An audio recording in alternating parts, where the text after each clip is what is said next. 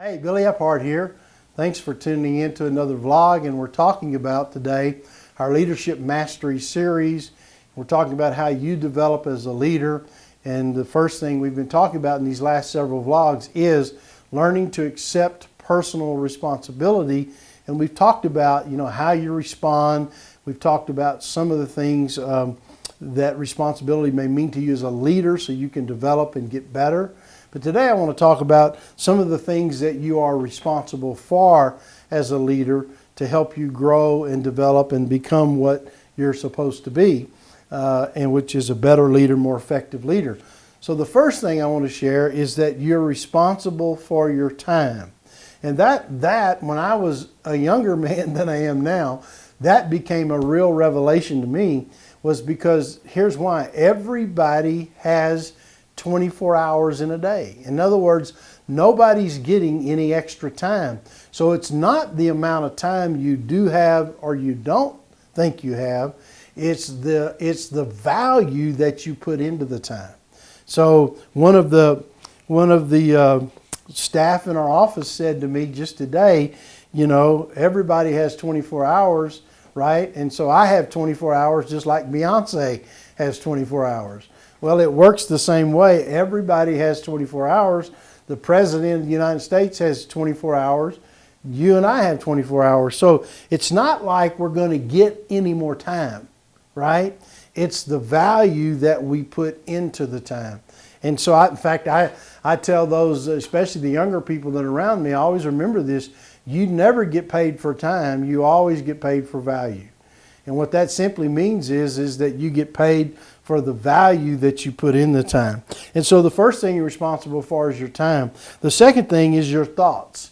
And really, it's so important to understand that your life will gravitate toward the dominant thoughts in your life. And I have lived long enough, and I am old enough to know that is so true, because I've seen things that have happened in my life that are really negative. And if I go back and look at my thought life and how I've allowed my thoughts to dwell on those things, it's almost like a magnet. It pulls you right there. So really working on your thought life and being responsible for your thoughts. And I heard this many years ago, and a saying that goes something like this, that you can't keep the birds of the air from flying over your head, but you can keep them from nesting in your hair. And it works the same way with thoughts. With thoughts, you can't control, say, a thought that, in other words, something that just comes to you, but you can control whether you're going to dwell on it or whether you're not going to think about it. You can choose to do that. And basically, you can learn to substitute one thought for another.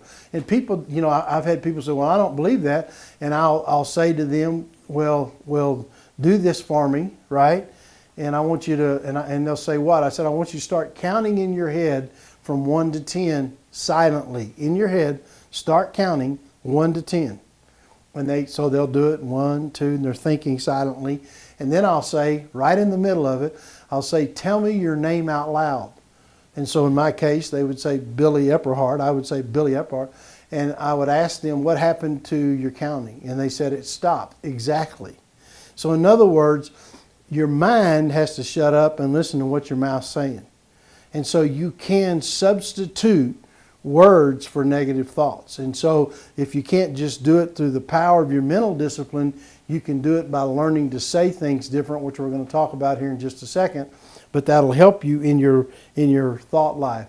The next one, the third one, and I'll finish with this, is your associations. You can choose the people that you're going to be around. And one of the sayings I like to use is this: is that you will earn within 20% of the top 5 people in your life. So the people that you're around the most, right? The top 5, if you just name them, your friends, your family, whoever they are, if you look at them, who you hang out with the most is what you actually become. I like to say it this way: you become the sum total, if you would, of the 5 people that are the closest to you.